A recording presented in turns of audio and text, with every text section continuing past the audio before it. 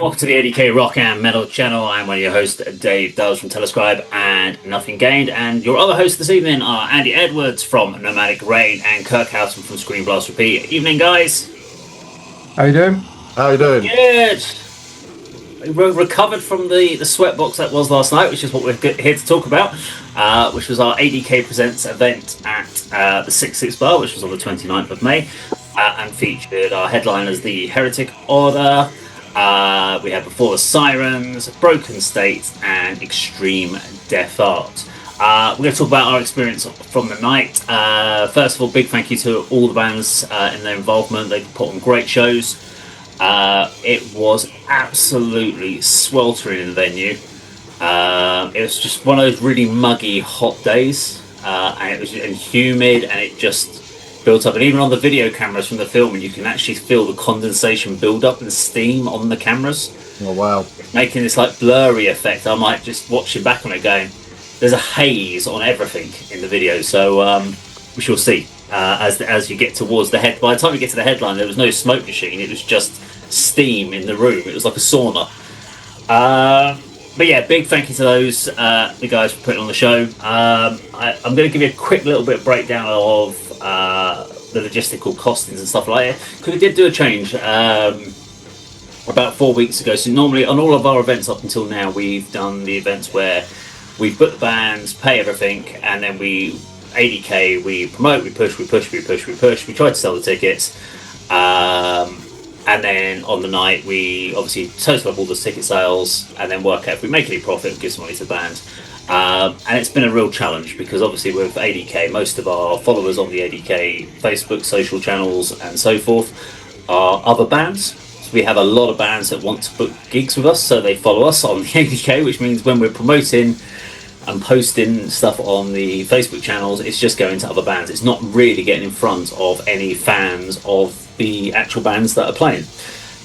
So we've kind of made that decision of, out of the 150 tickets that we have, we took 20 tickets each for each band, so that's 80 tickets out of the 150, and gave them to the band and said, set up your own ticket links and sell them yourself and keep the money. So it wasn't like, because I'm sure there's going to be someone automatically going there on their comment section, oh, that's pay to play, you're asking bands to sell tickets. No, because we're not asking them to give us the money back. That's the big difference. Pay to play is you need to sell a certain amount of tickets or cover those ticket costs and give us the money back, and then you get £1 a ticket or whatever it is. We were saying, here's 20 tickets, you can sell them at £7.50, which is what the advanced ticket price is, and you can keep all £150 of it for the band. That's what we said, and we would continue to market ourselves to try to cover the costs. Bear with me, my video has just dropped out. Love it when that happens. Yeah, it should pop back in a sec. Yay, I'm back. There we go. Don't know what happened there. It's a piece of crap camera. But if that happens again, we'll just do that. So it gave it an option. So the bands have had 4 weeks to kind of promote as well, and it was great to see bands doing it. And that meant that when they were posting about the gig, it was going to people that actually were interested in the band, which was going to help them sell.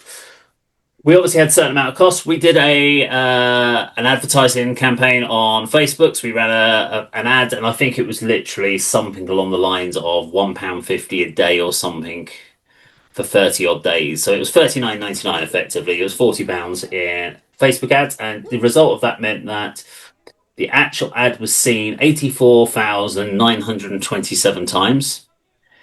It reached a total of 36,429 accounts, i.e. computer IP addresses or mobile phones. It was 36 separate people effectively had seen that image, which meant that each of those people have seen it twice effectively, almost, or a little bit over twice. And out of those 36,000 people, 356 at least clicked on the ad to see what the ad was about. You've gone again. I'm gone again. There we go. I love this technology. Don't know why it's doing it. I think my computer's a cock. And I'm back. There we go. This is me just doing that to the camera afterwards now. So we had 356 clicks. I can't tell you if there was any of those turned into ticket sales, but at least we're tracking it to see what it's actually doing for us. So it was $39.99 we had to pay out for that, and $150 which goes to the sound engineer and I cover the door myself, so I don't have to pay for door staff on the night. And so our overall cost was $189.99. We sold £157.50 in advance ticket sales, and this is not ticket sales that the band sold. So they sold their own tickets on top of that. That was tickets that we sold either through the 66 Bars website or through A.D.K's Facebook pages. So £157.50 in advance. We did £103 on the night in credit cards, and we did £50 in cash as well. Meaning our total income for the day was £310.50, which meant we had a final show profit of £121 effectively. And then we split that out to the Heretic order got 30%, Before the Sirens, Broken States, and Extreme Death Arc get 20% each, and A.D.K takes 10% of the profit. That's how it breaks down. So, and they've all been contacted already today. So it's great news for us. We're not just breaking even, yeah. So yeah, and that was our main thing. So it wasn't about us making money; it was about us breaking even and trying to get money back to the bands. And really, the main thing for us was about the amount of people we can get out to shows. Because what we want is great nights out like last night with lots of people watching great music. It's not about how many people will go through the door and try and make loads of money. Although that'd be nice to be able to then give it to the bands for the fact that they put on the effort. And the bands have all been really great about it. So yeah, we should really though talk about the night. So. Extreme Death Arc kicked off the night. I'm going to throw it over to you guys for on this because obviously there's a bit of a. I can quickly tell you. Actually, I should set this up. So they were a member down. So John Paul wasn't there. It's not down to us to say why, but I'm just going to say he wasn't there for a personal reason. All positive though, all real positive stuff, but he couldn't unfortunately do the show, and it was very last minute. It was literally on the day, so the band had no prep time, and he is the lead guitar, which left Shane suddenly in a position where they had songs with dual guitar parts, and they had to completely work a set. And I did speak to them afterwards, and they had to bring songs into the set that they hadn't played in months. They hadn't rehearsed them, and they were literally on the spur of the moment going, we're going to have to play this song because I can play that and cover all the main parts without John Paul there to play the show. So I have to give them a massive well done for that, having to think on their feet. And it's one of those things when we did Metal to the Masters as judges that you have to talk about is your not just stagecraft but professionalism and adaptability. And they showed massive strengths by doing that. But Andy, your thoughts on EDA? Big fan of this band, and you know, if you didn't know what you've just told everybody about John Paul not being in the band, you wouldn't have thought, oh, they sound a bit weak. They could do with a second guitarist, or you know, that riff's a bit could do with a sort of harmony part or anything. They done really, really well. You know, it was, as you say, I think it was a couple of days' notice that John Paul said he wasn't going to be there, but yeah, they were kind of. I'm surprised they didn't actually have the set that they're going to do sort of in mind. There was a few conversations on stage about should we do this one next, and yeah, I think someone said, well, we can do the Napalm Death cover, Breed to Breathe, which was absolutely spot on. Seen them do that before. That was really, really good. I mean, I know their songs really, really well, so there were parts that I recognised that it did sound different because it didn't have the harmonised guitar riffs, which often occur when there's no vocals. You know, sort of the first and second riff of a song, for example, before the vocals kick in. But yeah, it was really, really good. Sound all night was fantastic, and you know their sound came across really, really well. Yeah, familiar, very familiar songs for me. The set opener, which is has the word slipping and hands and some other rude words, but that's the sort of familiar sort of opening to the set. Straight in, kicking off things off really fast tempo. One of my favourites, Penalty, came a bit later. That's got some blast beats in it. And one of my other favourites, and they often close the set with Praise My Name as well. I had the opportunity, and I kind of chickened out. I could have done John Paul's sort of spoken word intro, but all right. Nobody sent me the words, and I thought I'm not going to, I might have to practice it a bit more than, so perhaps I'll do it another time. But yeah, missed an opportunity there really. But yeah, you can see these guys every week. I think they're absolutely brilliant. They need to get some music videos out. They need to get some stuff recorded. They've got loads of demos, top quality demos, songs that are ready to go, in my opinion. Just need to get themselves organised in the studio and get some stuff released. But yeah, love watching Extreme Death Art. If you like the extreme, well played, memorable songs for the death metal style, then check this band out. Kirk? Yeah, they're a death grind band, aren't they? They draw from Benediction and bands like that, and Carcass and Napalm Death, as evidence with the cover. And I was saying to you, Andy, wasn't I, that when you used to go and watch extreme metal bands live 20 years ago, they could never get the sound right. And that wasn't their fault, really. The technology almost just wasn't there, especially with the drums. And when I was listening to this band do the sound check, I just knew straight away it'd be as close to perfect as possible. And it's a very abrasive sound, but the instrument separation was superb. And with being a man down, you can actually admire the embroidery of the music more. It's very technical, like that Carcass 1991 album, Necroticism. That's what it reminds me of. And often we talk about the drummer James Kelly as the star performer. I thought that he absolutely mastered his drum kit and was holding the rhythm supremely. And the double kicks, you could actually hear the click of them, couldn't you? Like, yeah, when you listen, like we listen to early Fear Factory records, and it's very rare that you actually hear that live. Dave, you'll be looking out for that because you're a drummer.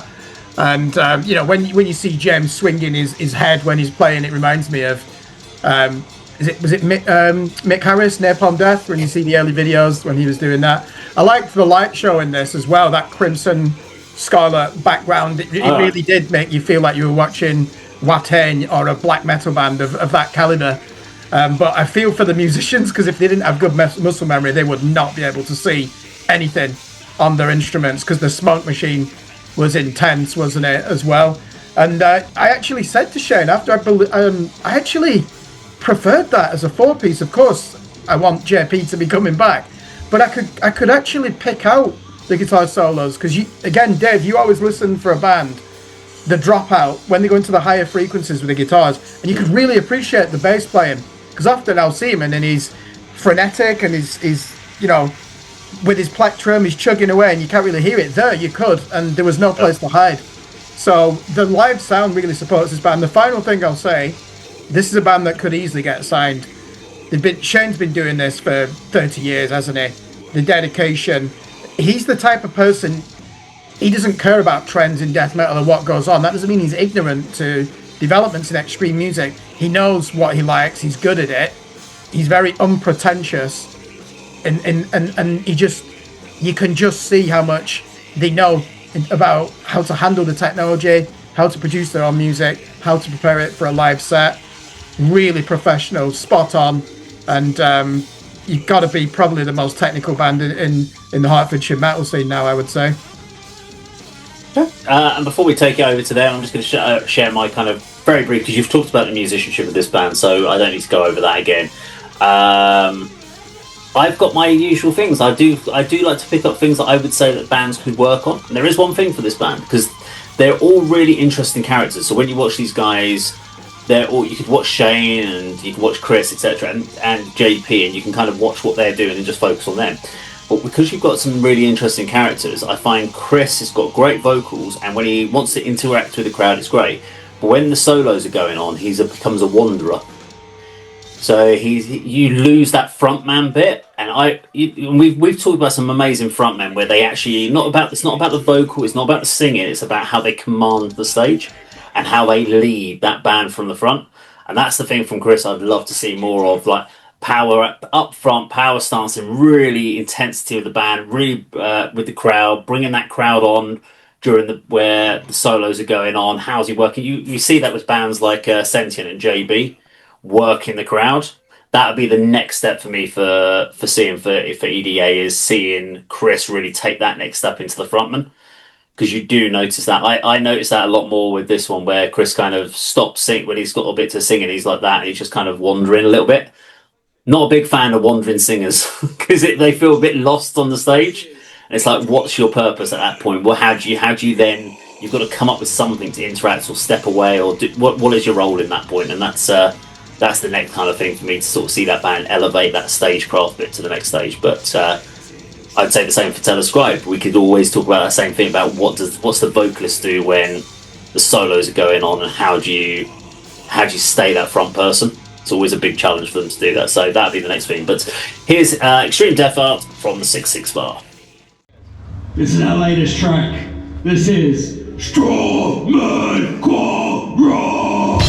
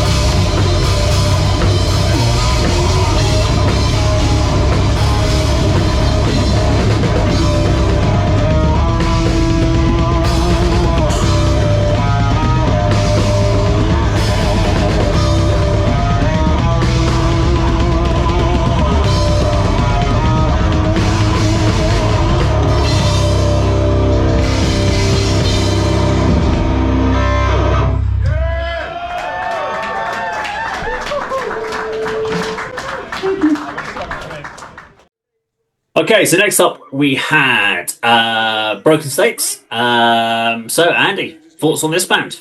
Oh, I should say before you start, sorry, I should get this one in there. So Broken States had no sound check and were purely line check. So they were literally, because we had some issues in the sound check point, so they were literally thrown on stage and had to sort out their sound from the beginning. So they had no chance to sort of tweak things beforehand. But yeah, Andy, over to you. wasn't aware of that, but their sound again was excellent. In my limited experiences of gigs, I think line checks can work.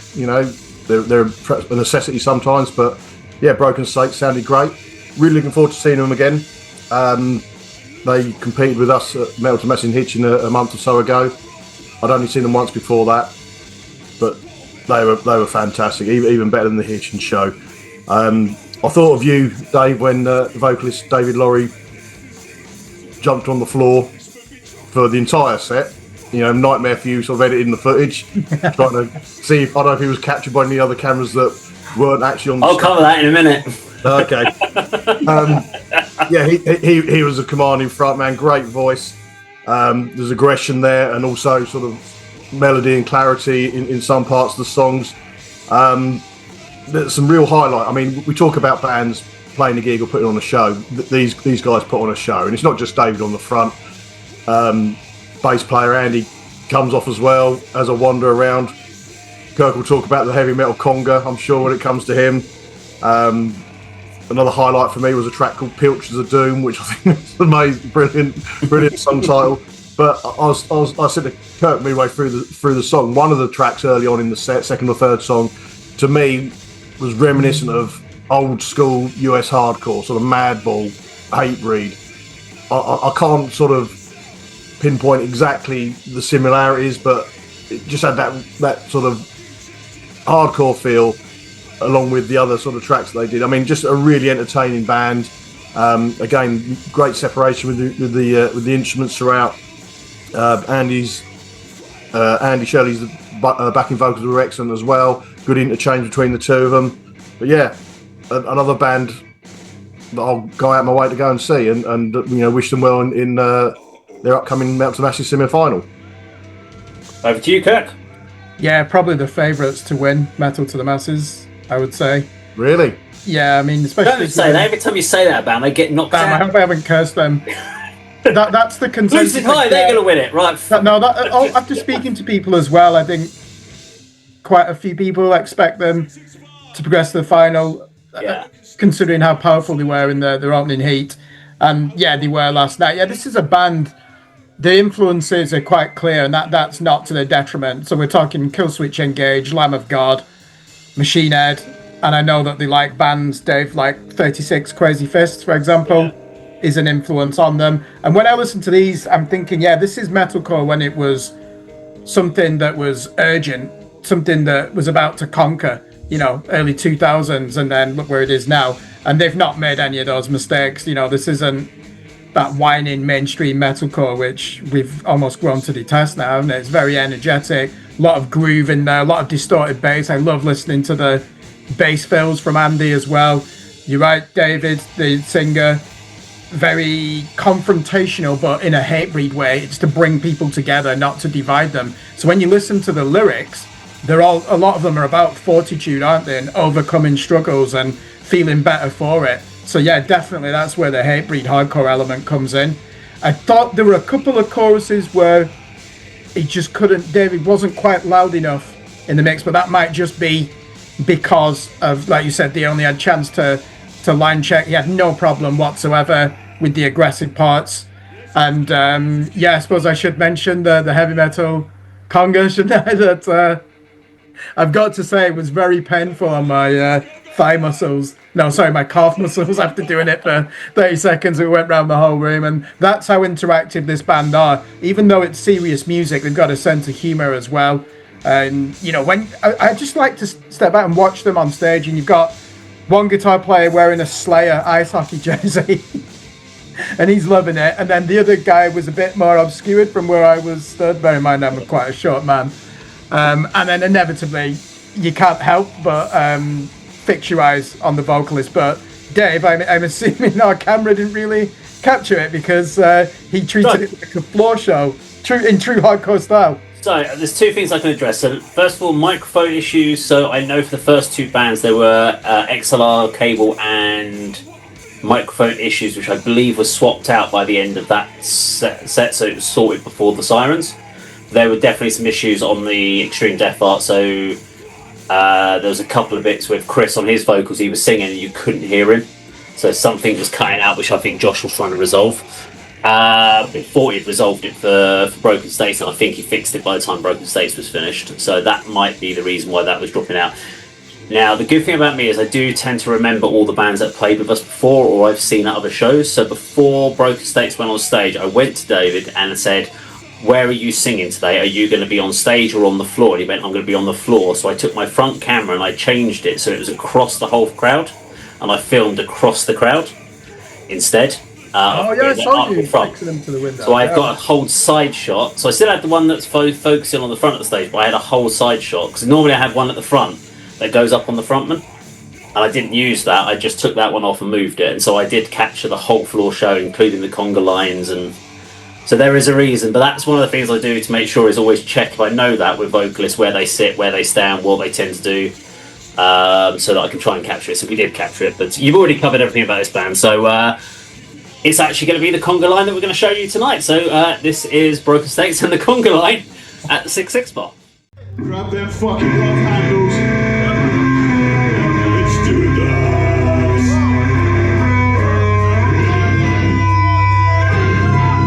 Ready?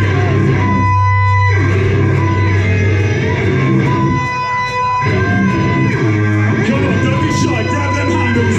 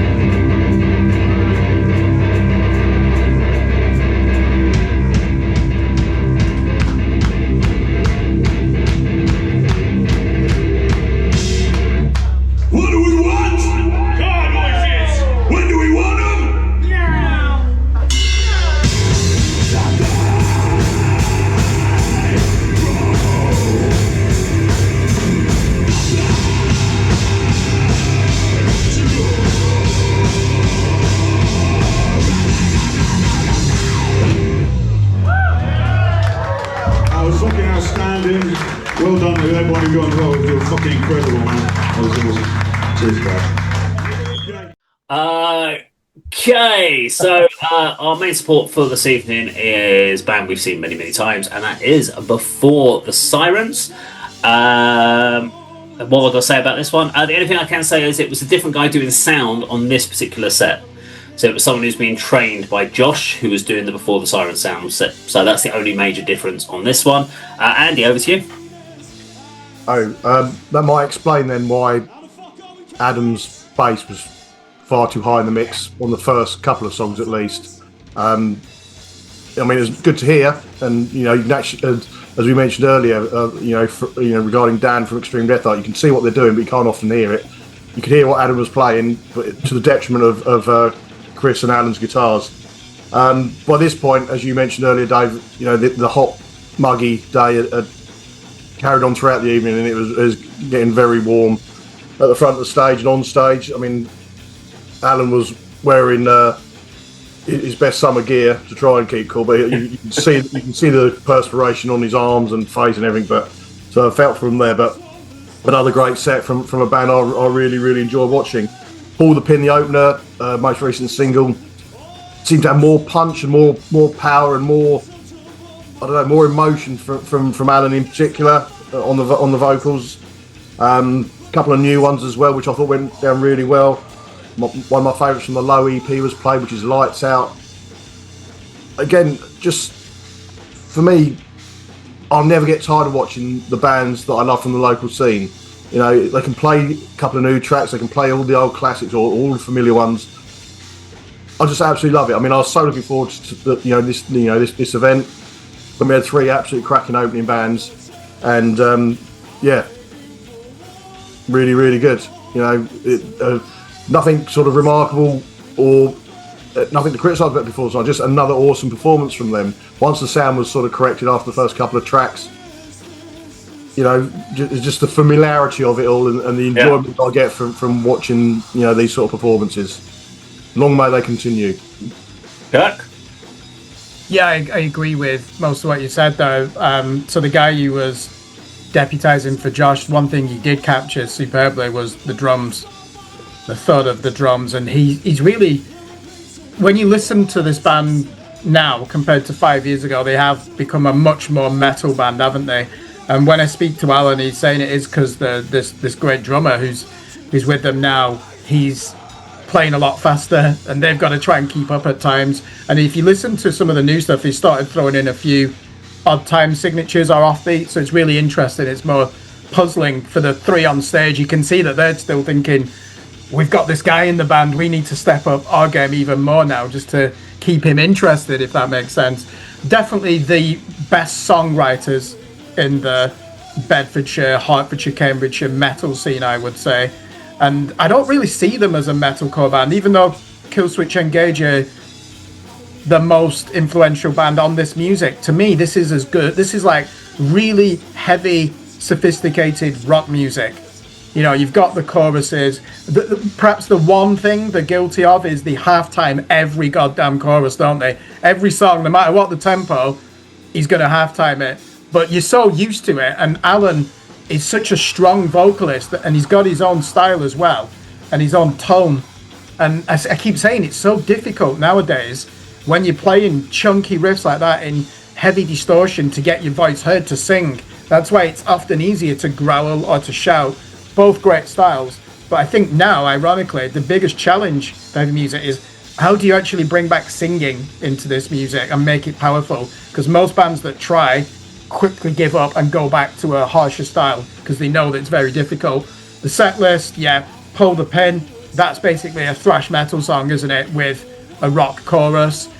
I think Low, they used to open the set with that. Absolutely makes sense to switch that to the end now, with that. The drum gets you going, doesn't it, as well? And Adam, we're always going to hear his bass in that song because the verse parts, the guitar's cut out, don't they, and he's carrying the low end. Yeah, I think with this band, I think Alan, I love the camaraderie with the crowd as well. There was one moment when he was like, okay, I've just got one more song. It's like, ego, what's wrong with me? Sorry, we've got one more song. It's so funny how he's thinking of these things on the fly. And it's not easy. You've got the heat. Yeah. And third band on, you can't always come on and expect everyone to be engaged. And all 4 bands were professional. They know that, unless you're somebody like Metallica, where everybody's there, Iron Maiden, and everyone's obsessed. But I thought they did a great job in coming in on a hot Thursday evening. Fortunately, we know the set, and I'd like to think some of the people who've not seen them before will take a look and think, "Ooh, I'll go and check these out further," because I'll repeat, best songwriters in the scene. I think for me, one of the things, by that time of the evening, it was so warm. So many people were out in that beer garden, just trying to stay cool. So I was sitting there saying down to Anna and some people at the front, going, I wonder how busy it would be in here if this had been done during the winter and we'd had this crowd. This would have actually been from the door to the stage packed, because it was so packed in the beer garden, because everyone was just so hot and so sweaty. But it still had a good crowd in there for Before the Sirens. I think Before the Sirens have got a problem, and here's the problem: they've written so many good hooky songs. If you go back through the last EP, the stuff they did before, things like with Crawl and Save Yourself, or the one we did before that, which I did the music video for, all of them massive hooks, all of them have really got memorable choruses, and all of them would sit nicely in the set anywhere you liked, and they could easily play that last EP start to finish, and you'd be like, that's a phenomenal set. So now they're bringing in new songs. I don't know these songs yet, and what I did find was that there was a lot more melody in the vocals. There seemed to be a lot of heartfelt stuff coming from Alan in the vocal delivery and what he's trying to get across there. But they didn't seem as big hooks. They didn't seem like they had those big breakdowns in there, or the big hooks in. They felt like they were more straightforward, standardized songs. But they've got some complex drum parts in there, but there's none of those big breakdowns or hooks that were memorable. I think once we get the new EP, they will be. You'll get to know them. But that was the thing with, I think, when they were doing, before that last EP came out and they were trialling out some of the new songs, those hooks were there, so you instantaneously would remember a part of the song after they finished playing. I haven't done that with the new stuff, but I think they needed to make a change. They could, as you said, they can't keep doing halftime breakdowns and in every track. The one thing I did notice from this one was Adam on low was doing the backing vocals on the Before the Bridge. Couldn't hear any of them. So I could see him singing it, and I'm singing it in the back of my head, and all you've just got is Alan doing his whoa, whoa. He's doing that, and there's none of that what Adam does, which is getting with the sound guy didn't put him up in the mix or didn't connect his mic, or I don't know what happened. But it's a good problem to have, being known for writing really good hooky metalcore riffs and stuff like that, and having good hooky choruses. But it's a challenge for them, because they could have easily not had a single new song in there and put all their other stuff in there, and we'd have gone, that's a fucking amazing set. Yeah, they can even drop that song. I can't believe they've done it. This is how strong this band are. They dropped that great song from the last EP, Under Darkened Skies, which is arguably the best song that Alan's ever written. How many bands can drop songs from their set and still be at the top of the game? And the fact that we're noticing this, and Adam, when I spoke to him at Metal Tenacity, he's like, he accused me of moaning about it, tongue in cheek. It's like, I can't believe that I'm getting shit because we didn't play this song. Play that song, goddammit! I paid my money, you play it. But here we go. So this is actually Before the Sirens, and this is one of their new tracks. Check it out.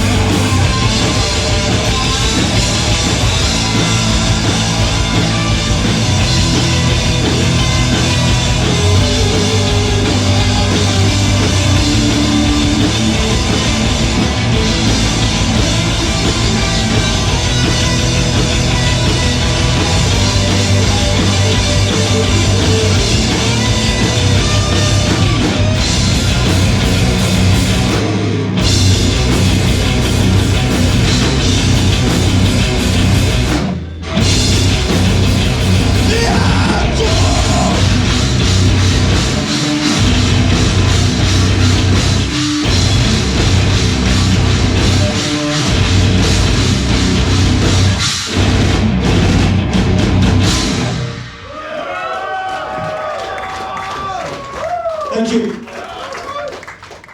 Okay, so we now bring ourselves to our headlines. This is the Heretic Order. Now, they've been around since sort of 2013, and really kind of started from Danny Felice, guitarist from Breed 77, and was started as a side project while he was in Breed 77, but then Breed 77 went on hiatus.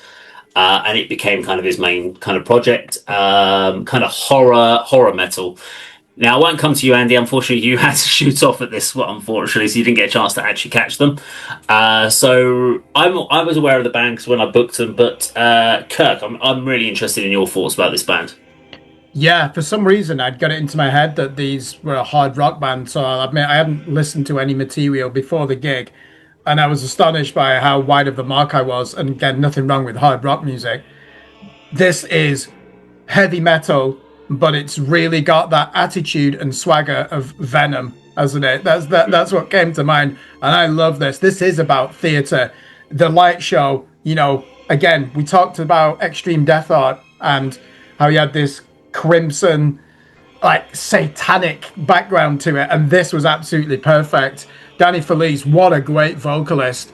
And do you know, we were also saying, like, when you listen to metal, old school heavy metal, that's the thing that's missing nowadays, swagger. You don't associate that with heavy music, do you? Because that's almost like rock and roll. And this is like a really extreme version of rock and roll, isn't it? You've got all the hooks, you've got the sing-along parts, you've got the almost frankly absurd vocal parts as well, which are very strong as well. A lot of melody in there. And technically, nothing like Breed 77, even though we heard in Breed 77, there's always a bit of, am I right in thinking like a flamenco influence? Flamenco metal, they were referred to as, yeah. So we knew that they can play, but some of the lead guitar playing, I was stood more at the bar for this, behind the sound desk, and the clarity of it was fantastic. There was a lot of extravagance and flamboyance. These are people who just love the genre of music, and I think as well they just love that sneering, anti-establishment, occult. Yeah, a lot of occult characterization. Aura that they bring. That, to them, heavy metal is a lifestyle, isn't it?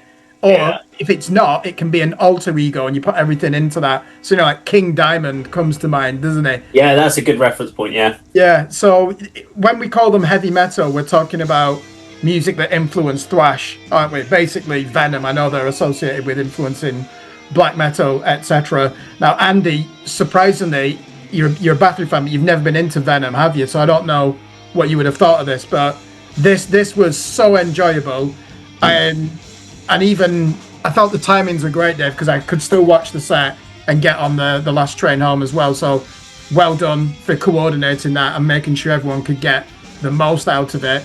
But yeah, really surprised by these. Definitely would give them a listen and be looking to review their material whenever they've got a new album or EP coming out. Well, I think you've covered pretty much all the music. I love the theatricality of it. You know me and theatricality. I love the music videos they've done. I mean, they've got songs like The Conjurer, Omen, Burn the Witch.